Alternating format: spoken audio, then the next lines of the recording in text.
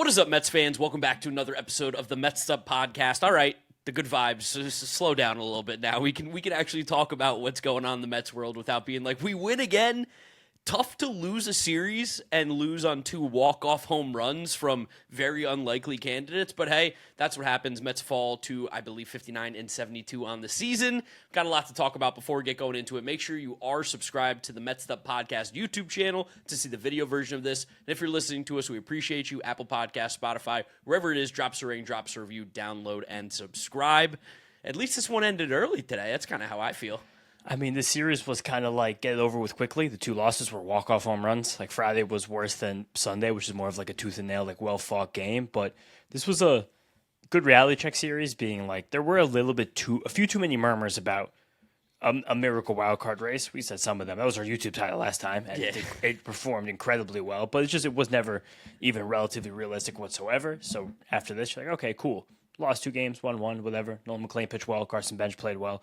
A lot of the little tiny things we wanted to see happened, and you can't really be upset. Still play decent baseball the whole way through. No, like, again, losing game 1 on the walk-off home run from Jake Rogers, Jeffrey Yon giving it up. Like, just got to test the guy, test the situation.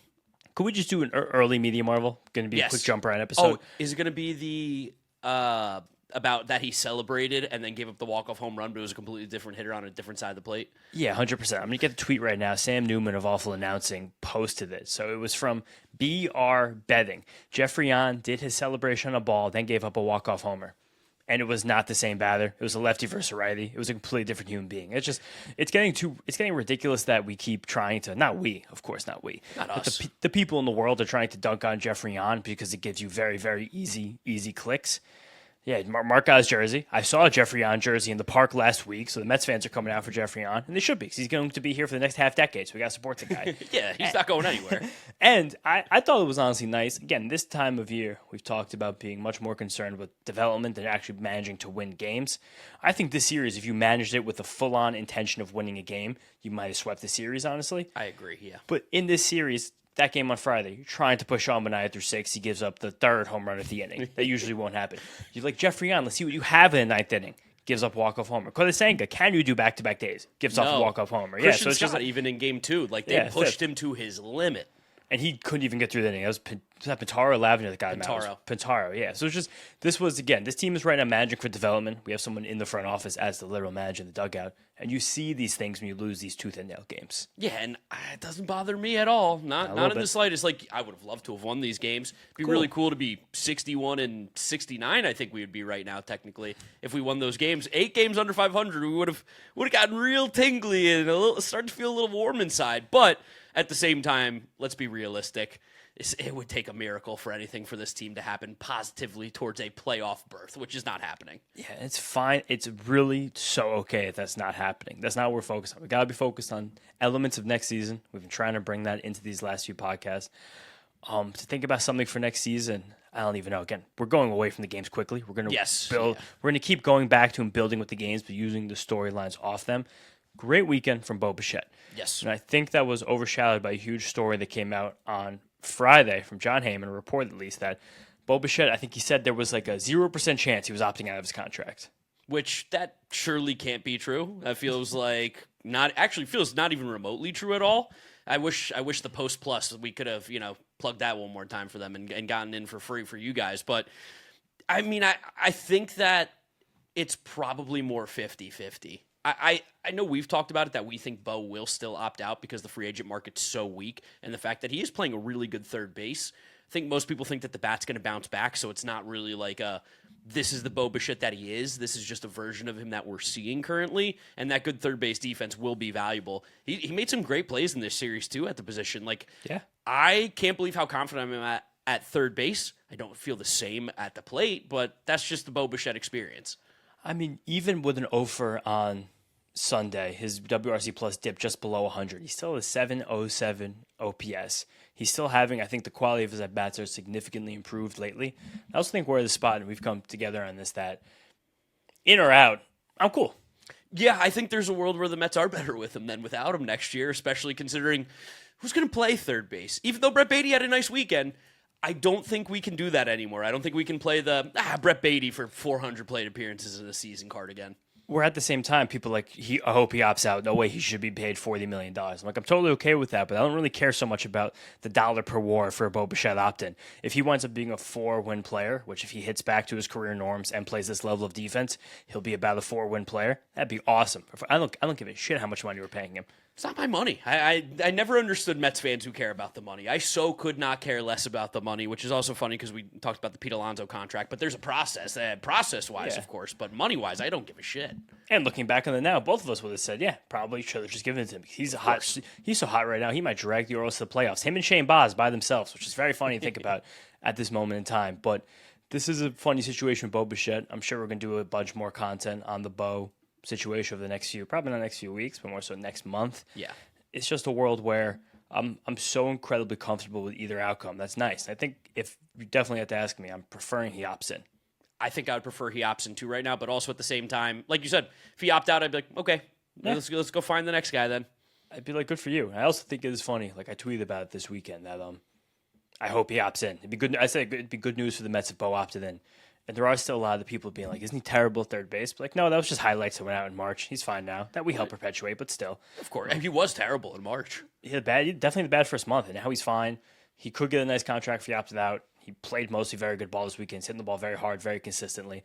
I think if the season was 200 games to the 160, he'd work up to like a 115 WRC plus. Yeah, he'd probably be like Alex Bregman last year. Yeah, New York's a hard place to play ball, do anything. I think he'd be very okay. He also has the opt out the following year too, so there's a very good chance he's just like, lockout is coming. I'll just be one more year here. And that could still be his age 29 season, opt out after that. So he could still be on free agent before he's ever played a game in his age 30 season. Speaking of guys who had rough starts to the year, Carson, Benge, Jared Young, two of the best players on this team. Luis Robert Jr. Can't forget about my king. Dude, today he almost robbed a home run. He smoked another ball. Like he's 3 home runs in the 2 games before this. I was kind of shocked that he was booed. It doesn't make any sense. I think, conceptually, say it out loud. Maybe because there was times where the White Sox were the worst team ever, and Luis Robert was on that roster and being hurt and not performing to the level that they expected. Maybe that's it. Maybe we weren't close enough to the situation to understand the frustration of having him on your team. But also, when he was on the field, most of the time, he was a pretty damn good player. Yeah, and I understand visually how it can feel like sometimes Luis Robert Jr. is dogging it. I don't think that's ever actually the case. I think even especially this year, how bad he played early on, it seems like that back was a big deal because now he's back to hitting lightning bolts. He's taking great plate appearances again. Yep. His swing decisions are phenomenal. The walk he drew in the 9th inning on Sunday. So good. Masterful walk. Those are the walks we saw in April. But maybe also this is the trick with Luis Robert Jr. that we're diving into the 7 weeks of good baseball we saw, and we're like, that's it right there. Put that in a bottle and package it. But that's not actually OPS is higher than Bo Bichette right now. That's what I'm saying. He's an average offensive player. He's still playing great defense. He's finding himself in the corner outfield. He's another guy where I don't want to pick up the $20 million option. I think that's foolish. We've talked about this a lot recently. There's probably a through line to get Luis Robert Jr. back on this team next year. It's like the 3rd and a half outfielder. The problem is he's almost getting back to playing such a good level of baseball where other teams might want him. Well, then you pick up the option, trade him. I like it. Talk about thread the needle. Yeah, that's probably what's going to happen. But he played great baseball this entire series, multiple long home runs. Jared Young had a nice hit in the 9th inning. Another guy. I feel like we're saying a lot of these same things. These guys just keep playing well, and this team just continues to be a solid, acceptable ball club since the change. Yeah, Jared Young, I think 780-something OPS at the end of the day on Sunday. That works. If there was a world where we had any sort of actual legit platoon, that would be an incredible platoon at first base. Where have I seen that before? Platoon of a kind of journeyman random guy and a power hitting right-handed first baseman. You don't like Wagaman and Morel? I like Morel. I don't like Wagaman. I think I'm done with Wagaman. Yeah, I think I might be getting close to that spot too. Who else you done with right now? Let's talk. Let's do the done with, and then we'll talk about more of the positivity. I am so unbelievably done with Marcus Semien. Yeah, I'm crazy done with Marcus Semien. I saw his name, which is why I brought this question on. It's painful to watch him play baseball. I'm starting to loathe Marcus Semien, which I think is a good SAT word of the day for you guys out there. He just plays baseball with such a lack of intensity, which is probably not fair because I bet you he is trying really hard. He just don't got it. So, even today, there was a double play that was attempted to be turned, and Lindor had to, fire it. Didn't end up getting it. I think it was Brady Montgomery. he just like sits back on the ball. He's been one of the worst defensive second basemen in the league. And me and you joked at the beginning of the year of like, if Simeon had a 700 OPS, we would be probably like a World Series contender because we thought that the defense was going to be so good. And the fact that or the at defense, least average. yeah, or at least average, it's not even close. He's like the worst defensive second baseman. He's basically the worst player in baseball who gets as much playing time as he does. I can't even believe that there's another 2 years left of this. What does 36, 37-year-old Marcus Simeon look like? Is he going to get a cane? You almost hope you get the notification at the end of the season and be like, oh, Marcus Simeon went for a surgery in a body part that there was never an injury reported. Has to be. He plays at such a level where he has to be playing through an injury. Or it's he's over. just 35 years old, don't got it. It's crazy. I mean, he put a lot of extra miles on his body because he was a dude who would literally play every single game for the first 10 years of his career. Yeah, I'm just pulling it up right now. He played 162 in 2019, 2021. He played 161 in 2022 and 162 again 2023 and 159 24. Yeah, it seems like it's all catching up because the at-bats are horrible, the bat speed's terrible, the defense is bad, he's not particularly running well like the bases anymore. It's supposed to be so high. It feels, and even last year, he probably would have gotten near 162 if he didn't foul a ball off his foot and get a Liz Frank injury. That's probably just like it's a undesirable watch. Yeah, entirely from front to end. I think you go into next year. I really thought we were going to be getting more second base reps from different players at this point, as his team again is completely focusing themselves up and playing for next season. Hasn't happened, which is a shame. But again, back to positive things. Luis Torrens has become one of the best hitting catchers in baseball. Luis Torrens got over a 100 WRC plus. He did on Saturday, so I'm not sure what the update put him on Sunday. But he's 713 OPS after Sunday. That's probably still 100. Top 10 catcher in WAR, accumulated Fangraphs really? WAR. Yes, which is unbelievable. If you add him and Francisco Alvarez together, we're pacing to get over 4 WAR from the catcher position. Francisco Alvarez is having about one of the worst stretches that any player's really had. Luis Torrens is not that far off from passing Alvarez in OPS. Yeah, it's getting close. It's also just Alvarez. It happens where Sunday is a game where he starts on the bench because he's had some struggles lately. He comes in, pinch hit opportunity, guys on base, swings pitches nowhere close to the strike zone. Did you see his pinch hit numbers for his career? They're really bad. I think he has like 32 plate appearances as a pinch hitter. I think he struck out in 18 of them. It's like, I don't think Gary brings it up a lot yeah. on the broadcast. It just seems like Alvarez, it does seem like the mental elements of the game he's never really been able to corral entirely. And you hope that continues to happen. We always give him the credit for being so young, but at some point these steps do need to be taken. And especially coming off the bench, taking 2 plate appearances with guys on base. It was some of the most pitiful approach I've ever seen for a professional baseball player who has this many, who has 1,400 professional plate appearances under their belt. Yeah, he's very much still playing like a young rook and not a dude who is technically a veteran. It technically is a veteran. It maybe is a sense of like not being able to take the chip off your shoulder. That's a difficult thing. Athletes talk about that a lot where like you come up, you're doing everything to prove yourself. Now his self has been proven a little bit more than where he was when he was a prospect trying to, etch his place, stick his foot in the ground, and it's not there whatsoever. Otherwise, he does make relatively better swing decisions when he's in less pressure situations. But for some reason, when he's in spots to actually make an impact, everything goes out the window. Back to the good stuff. Carson Benge. One of the things that I wasn't very good at was playing Major League Baseball. One of the things that I'm really good at is sweating. Even now, when I'm not playing, I need hydration. I need to make sure it's convenient. That's why I choose Quince. Yep, Quince electrolyte stick packs to the rescue, Kratz. They taste great, and the zero sugar options are stevia-free. They're keto-approved, naturally sweetened with fermented rice. And like everything Quince does, they're thoughtfully made and priced well at $20 for 30 servings. They're less than half of the leading brand. Give your body what it really needs to stay hydrated. Go to quince.com/foul for free shipping on your order and 365-day returns. That's QUINCE.com/FOUL for free shipping and 365-day returns. Quince.com/foul. These statements have not been evaluated by the Food and Drug Administration. This product is not intended to diagnose, treat, cure, or prevent any disease. Carson Benge, and let's talk about the 2 favorites for the National League Rookie of the Year right now. Carson Benge and Nolan McLean. Nolan McLean after today, 6 innings, 6 strikeouts, a 3.2 ERA. I don't even know how that's not the favorite to win the National League One Rookie hit. of the Year. Yeah, 1 hit. 4 walks. Again, don't know how it's not the clear favorite to win the National League Rookie of the Year. I feel like this is a test of stupidity of everybody in the baseball world right now. Because I'll tell you this, I think J.J. Weatherholt's fourth. Have you looked at his win percentage added, though? Oh, man, got to look at that WPA. That's whatever. Now, all of a sudden, whenever the Mets guys are fucking involved in this shit, they're like, oh, I got to look at the WPA. The Mets don't win games. It's not Nolan McLean's fault. He has a 3.2 ERA.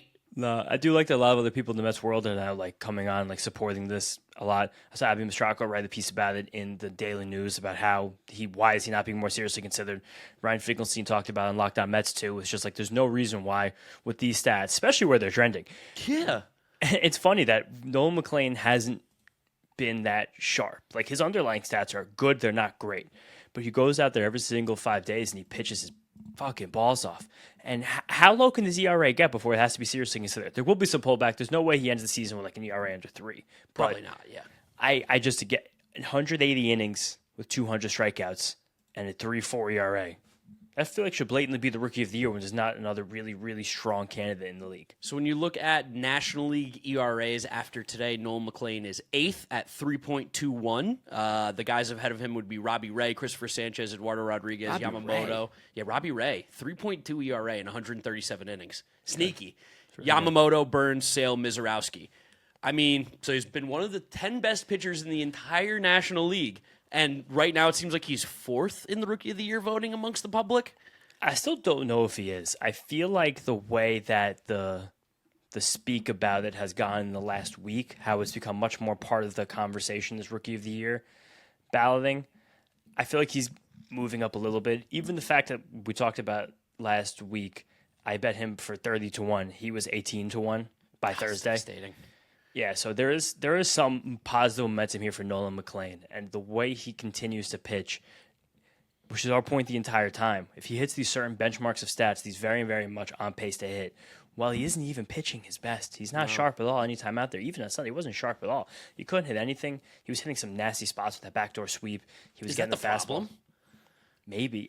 But there's no way is the problem that visually eye test. A lot of these riders are not watching every single game. I'll tell you that if it was an eye test thing, J.J. Weatherholt sure as hell wouldn't win it. The guy's hitting 230. And that's why it's funny for these conversations about these awards. Rookie of the Year now suddenly being the award that there's so much more at stake because of the draft pick compensation. Yeah. Where all of these fan bases are so much more locked into it right now. It's absolutely dominating conversations on baseball Twitter, Rookie of the Year. I was in Rookie of the Year arguments for like 3 straight days this weekend. It's just not stopping. There's days and days and days on end of these. I don't – there's something happens where sometimes we have to be a little bit stupider, I think, for some of these awards and some of these conversations. Yeah. A lot of it's about what's earned. Earned production is very different from – I don't know how to phrase this right now. Expected production, not even expected production, or deserved production. And I think for some things that we talk about, like of better players, content, fantasy baseball, we do want that more so. We want to try and predict the future more. But things like MVP, Rookie of the Year, Cy Young, some of these old tenements should still hold true. And I think that, again, talk about WPA for the Rookies of the Year.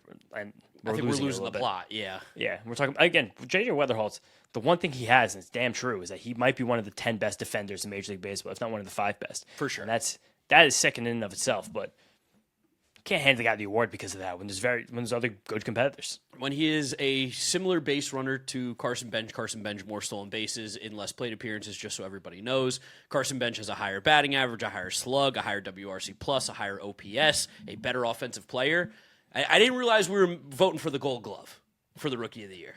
Partially. I mean, Carson Benge is going to get one at some point, too. If he didn't make so many chaos young man plays early in the season. One thing that he can't votes figure out, he can't figure out the wall. He does not know how to play the ball off the wall. The man plays hard all the time, damn it. It's okay if he runs into the wall. Whatever. If he's playing 100 miles an hour the whole way, okay, I'll take that. We can level that out. But Carson Benge, another guy, he's on pace for a 2020 season with a 280 batting average. Yeah, it's great.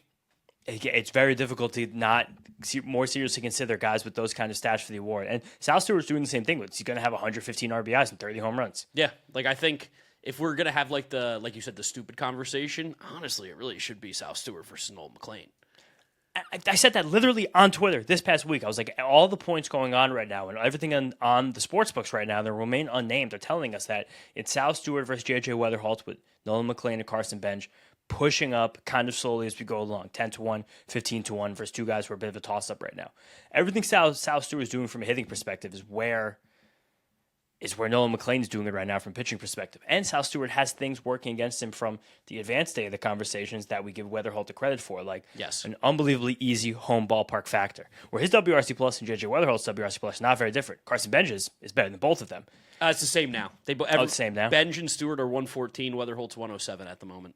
As of the game, wow. All right, yeah, it's fair. So and then Nolan McLean again, like, his Sierra's a little low, but like that's we're talking about Sierra for the Rookie of the Year. That's what I'm saying. 200 RBIs, 200 strikeouts, 100 RBIs. 200 RBIs, you should win Rookie of the Year, 100%. 200 strikeouts, 100 RBIs. Yes, we're having conversations, but it seems like we're not. So I think they're happening though. These happens with these awards sometimes too, where the steam catches and then the conversations begin, and that's how more thought. Because again, people are voting about them, and they're on Twitter with us. That's how it happened. Like, oh yeah, that actually is a good point. Like, it can be shifted and moved as we go along here. Because Carson Benge had an unbelievable weekend. All he does is stack good games. He's been doing this since April. He made the swing change. Yes, literally. Joe DeMeo pulled a good stat before. It was like Carson Benge's last 99 games, which very conveniently was from, or was not, maybe it was Rich McLeod. I don't remember who it was, but conveniently from when the bad stretch ended for Carson Benge. He's like a 300 hitter with a 125 WRC plus, playing good defense, power, speed, everything. He's awesome. Yeah, he's so good. I love watching Carson Benge play. I also got into a conversation yesterday, too, and then I guess we'll start to wrap up the series here about, the Nimmo and the Simeon and all this kind of the trades and the not guys here and that. The one positive that we can take from the Brandon Nimmo, Marcus Simeon trade is that Carson Benge is just as good as Brandon Nimmo is offensively right now, and he's a better outfielder than he is. Like, that was the upgrade. We just didn't expect that second base was literally going to be a useless baseball player. I think it's more of like a thank God. Yes. Because we traded Brandon Nimmo, who still had another year or two of good baseball in him, as his defense continues to deteriorate. He also is becoming a left-handed hitting DH. That seems like it's where his future lies and where it will remain, but it's also just coming as like I don't know. It's so hard to rehash these conversations, even though we're kind of wind up being forced to do them every single few days here. I don't really want to. Again, as P. Alonso continues to be great, it's AJ Ewing is not playing great, but he's still playing good ball. Like his bad is like not frustrating bad. Does that make sense? I don't like get disgusted watching him play bad. That's one of the best things about him is that his bad is pretty okay, which is why I think they were so comfortable calling him up at this point in time anyway. His bad is still a patient hitter, plays great defense, runs the bases hard. So doesn't run the bases great. It's more fast than acumen out there, but it's foolish to say that Brandon Nimmo wouldn't have had a place on this year's Mets team while also saying that 4 years from now, sure, maybe you wouldn't have wanted that contract on your books. Yeah, both those things are okay and it's fine. And then anything else to talk about from the series? I think that's kind of it. I want to talk a little Christian Scott just because it was his first not such a good start for a while. I thought the White Sox. Can we give credit to the White Sox? Yeah, go for it. I think they're a team that plays very good ball. I think they play with that chip on their shoulder that we're talking about, but in a good way. They got juice.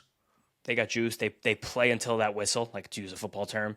I also thought they were very prepared for Christian Scott. He was missing a lot of spots with a sweeper, more so than usual. But even so, they were ready to not swing at them. And if you're not chasing that pitch for Christian Scott, he loses his chase options. He has to come in the zone or he's going to be way outside of it. And that's how you kind of run the situation with Christian Scott where he just wound up walking the world and they wound up being able to get the hits that they got. But at the same time, again, credit to them. They played very good baseball, and that's a team that I'm excited to see what they can do when they get into these short series. As a team that is young and fun, and we don't really know, they don't even really know who they are yet. But they hit a ton of home runs. That's cool.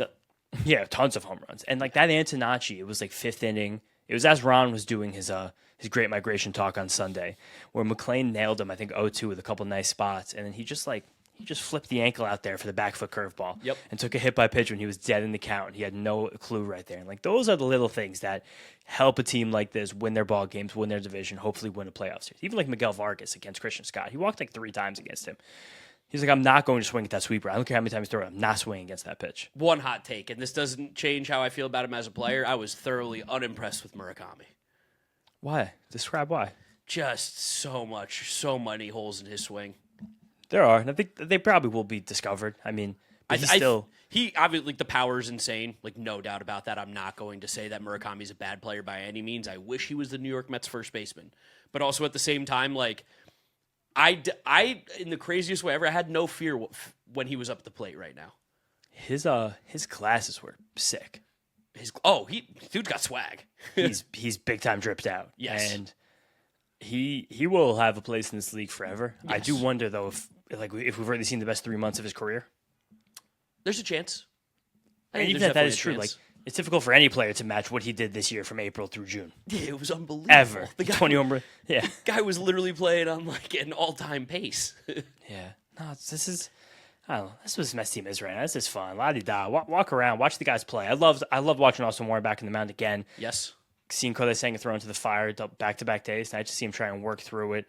Like you said at the top, Pintaro getting out of that jam was skillful. Then he got into his own the next inning. He had to get re-bailed out by Austin Warren. Again, Love just keep letting these Lavender. guys face fire. Lavender's awesome. Like, let's say right now, last little game before we move on here, you have to pick 2 guys right now from the current bullpen besides Senga who don't have full guaranteed major league deals who will be in the bullpen next year. Who's your 2? It's going to be, unfortunately, it's not my guy Jan, but I think he will just be like a classic back and forth. But Lavender, I think, is definitely here. Crafty lefty. He's shown he's been able to get out both sides too, which I love. Probably Duarte. Yeah. Even though I know he gave up like a run today, but he really is. He's been great. I think until he shows that he can't do that, he's the guy. Yeah, those are the 2 I was going to pick too. I thought Lavender would be like the fun, wacky one to pick, but those 2 guys are good. Duarte, at least now he's mixing it up more. He's got good stuff. He's ripping that slider. I don't know. Credit to watching these guys go out every day and like still just get after it. They're having fun. Nolan McLean was dancing in the dugout and Boba Shed at the home run Saturday. Yeah, of course they're having good Luis vibes. Torrens was rocking a belt with Nolan McLean's face on it on Sunday. Like these dudes are having fun doing ball again. There were tons of Mets fans out there in Chicago, which was really nice to see. Steve Gelb's on the call. Yeah, a lot of mute from me this weekend. Kept it on quite low. Listen, he's not an announcer. Props to him for getting up there and doing it. I'll give Steve Gelbs his credit here, though. Absolutely dunked on Thou Who Shall Not Be Named, who works at another media company. Loved it. That's incredible. Yeah, that was really good. Again, it's just we're going to keep getting nonsense to the Mets this time of year. I thought Gelbs was steered the ship well. I couldn't tell you. I heard the voice and I went, let's put that on too. And again, Ron being funny talking about the migration patterns of Chicago. That was good. That was good talk talking about like it's still a very, very segregated city up there. Chicago's great city. South Side definitely is its own thing though. Not anything like what goes on near Wrigley. No. Shall we go ahead and do our series preview of the Brewers? Bella, where? I don't know where Bella is, but I know how to take care of my pup. Kratz, while you find Bella, today's episode is sponsored by the ASPCA Pet Health Insurance Program. The ASPCA Pet Health Insurance Program offers customizable accident and illness plans that can fit your budget, your lifestyle, and even your pet's particular quirks.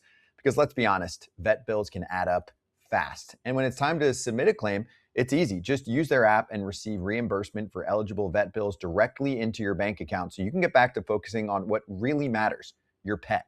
To explore coverage, visit aspcapetinsurance.com/FOUL. That's aspcapetinsurance.com/FOUL. This is a paid advertisement. Insurance is underwritten by either Independence American Insurance Company or United States Fire Insurance Company and produced by PTZ Insurance Agency Limited. The ASPCA is not an insurer and is not engaged in the business of insurance. Yeah, Brewers next, huh? Yeah, Brewers next coming to Citi Field. It's going to be interesting. I think I'm going to like 2 of the games. I'm going to be outside. Yeah, you are going to be outside. So pitching matchups this upcoming series against the Brewers. I'm in different times right now, so I'm going to do some math. I think we all have 3 7-10 starts between Tuesday, Wednesday, Thursday. Yeah. Tuesday night, left off, Zach Thornton versus Kyle Harrison. Oh, interesting. Yeah. Wednesday, again, 7-10, Robert Stock and Dustin May.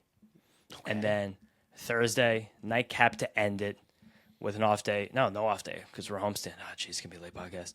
Sean Manaea, Robert Gasser. I mean, miss. From a pitching standpoint, Mets can hit these guys. Yeah, this Brewers team is so weird too. We're kind of known now as some Brewers haters because some comments we made on the windup. The real windup had see the room I'm in, and so that was a lot of the first videos we ever did in that channel in this room. But I don't know. This is a team that I'm sure they're going to be this at least 2 out of 3, if not all 3 out of 3. Yeah, but at the same time, I'm going to feel thoroughly unimpressed the entire way through. Yeah, there is, again, the reason we're deemed Brewers haters is because we said the thing that nobody wants to say out loud, which is that the Brewers, every single year they get to the playoffs, get dunked on by everybody that they face and have never actually made any noise in the last 20 years. So, like, to me, Jake Bauers is having a great year. I don't think he can be your best power hitter going into a series in the playoffs when you go up against elite pitching every single night. Yeah, and shout out Foolish Baseball for the great video talking about that. The fact that this Brewers team, and they'll face some of that this series, are much better when they can lean on poor pitchers and use their unbelievable swing decisions to their advantage, draw their walks, find the holes, and then absolutely let the avalanche come from there. Interesting comment from Sanga coming across as I'm speaking right now. What do you say? They was asked what was going through his mind seeing the Tristan Peters walk-off home run go out. This is such a classic Sanka comment. It's a moment of realization that I'm in a position where the game could end potentially in one pitch. Just dawned on me again. That's the role that I'm playing in right now. It's like so philosophical. What does that mean? Why is it a friggin' riddle? I don't understand why he's speaking sonnet at the end of the game. I mean, cool, whatever, cool. But Back to the Brewers. Back to the Brewers. A lot of good baseball players, still lacking that star power to get to that next level, but they should absolutely trounce the Mets. Yeah, the one thing I'll say about the Brewers, and to talk bad about our take about that, is that they do have their ace in the hole, and that is Jackson Chourio. Yes. Not an actual ace. Their pitchers are amazing. Their pitchers go up against any team in the league, but 100%. Jackson Chourio himself, he has the chance to take the step forward and be the guy that drags the Brewers out of this. And while Jackson Chourio is still a baby, 22. he's been the guy in the playoffs for them the last 2 years that has been their lightning rod, the guy who gets the home run, who gets the big hit. And he has had just such unbelievably high peaks and low valleys already as a player, while maintaining a higher level of production this season. He's hitting for more power. Yep. He is walking more, I believe. Double checking that for a second. He is walking more. He's maintaining the 800 OPS, the beautiful magic number. He has a chance to go nuclear kind of at the drop of a hat and become the transcendent star this team needs. He has that in him. Even if he doesn't do that this year, I believe he can do it next year. And if he doesn't do it next year, I'll still believe he can do it the year after that. But they do need him to become a freak inside of a playoff series to actually beat one of these teams. I'm not even just talking about the Dodgers. Yeah. I'm even curious about, like, the Phillies. The or even Braves. a rematch against the Cubs, the Braves. Like, how the the Brewers- Padres. Padres are rolling. Like, whoever they get, it's going to be tooth and nail, despite the fact that they win the most games in the regular season every single year. And their bullpen's disgusting. God, their bullpen's so good. So we're going to get some McGill content, I guess. Tyler Yeah. will come. The parents Shout out will be Mama there. McGill. Yeah, shout out Tyler Jules McGill. I'm sure she'll be there. But Tyler and Trevor, if Tyler ever wants to look into his future, you might see something there. Yeah, him and his brother shoot the Spider-Man meme. Yeah, possibly. Also, just some young Brewers who are playing good ball who you might not have seen the last time we played them. Luis Lara is very fun. He is the latest Brewer. He's very similar to Sal Frelick, except they're from different places Yeah, in he's the world. Venezuelan, Sal Frelick. Yeah, he slaps it around. He can find some power if he really runs into one. He makes sensational swing decisions. He plays amazing defense in the outfield. He also got nailed by Ronald Acuna Jr. this weekend, and one of the best throws I've ever seen on a disgusting. baseball field. Acuna running to the wall, cutting off a ball before the corner, where at the time it looked like could have been a triple. And with no momentum, he spins and throws a dart to second base on. I don't remember who's playing shortstop. It might have been Dubon or Hae-San Kim, whatever. And just gets Lara by a step. And Lara looked back like, how the hell did you do that? No, it was one hell of a play. Yeah. Otherwise, any of the Brewers stuff you got? Cooper Pratt, I like. Cooper Pratt's fun. I like Cooper Pratt. I like Cooper Pratt. Joey Ortiz has been mashing. He has been. He's going to kill the Mets anyway, so. Yeah, he's guaranteed a home run. They had That's it. Yeah, there was a great pitching duel on Friday this week of Chris Sale and Jacob Mizraowski. That's why we're missing Miz, but nice to see guys like that go up and against each other. I also love the comment. Did you see what Miz said in his media availability? I think it was Saturday morning. No, what'd he say? So the Gaggle reporters, Gaggle, air quotes, went to him in the locker room. 3? Yeah, there's no one there. He's like, where is everybody? And one of them went, Packers play today. He went, oh. Nice. Yeah, so it's kind of a shame for That is kind of a shame. the coverage on the team with the most wins in baseball. Honestly sucks. That's all I got. Yeah, I think that's all I got, too. We got Frankie Peppers? Yeah, let me grab my phone. It's charging. All right, Give me a 7-second filibuster. I'm going to filibuster here. For everybody watching this late in, I hope you're all having a great weekend. We got Labor Day coming up. What's everybody doing? In the comment section, if you made it this far, what's the word we're going to do? We're going to just spam the comments with stock, the word stock. That way I'll know you're 30 minutes into the Mets'd podcast. And these filibusters are worth it as James comes back to give us a little bit of Mr. Frankie Peppers. I crushed it. Good timing on the filibuster. I asked the people what they're going to be doing for Labor Day as we're getting closer. We got weeks until Labor Day. It was like 2 weeks away, isn't it? Yeah, it's after next weekend. It's all Yes. the way in September. It's coming. It's coming. We got time. I thought, again, peel back the curtain. Mark and I, not guys with the realest jobs in the world. I was telling people You don't say. at the realest job I have, which is when I do NBC Sports. I was talking about, we're probably not going to work that Monday for Labor Day. They were like, what? That's not Labor Day. Because we're going to a friend's bachelor party next weekend. And there were just full plans on the Monday for the bachelor party. So when I see other people making those plans, I'm assuming they're in tune with the holiday schedule. I looked like such an idiot in a work meeting. Thank God I don't have to talk to people. I would have done the same thing. I was like, yeah, Monday, the first, Labor Day. What? It's never the first. That's dumb as hell. We got Frankie. Yes. Here comes Frankie. Gentlemen, this is Frankie Pepper saying Nolan. Is it a water park? My car, took a little vacation, went up to New Jersey, went down to New Jersey. In fact, I went the wrong direction, boy, sorry. And it was quite nice, gentlemen. I had a nice time on the beach. I hunted for fossils. I found some fossils, and they're real, I promise. I've also been talking to an upstanding young citizen who claims that they live in Los Angeles. They're definitely trying to scam me. I know better.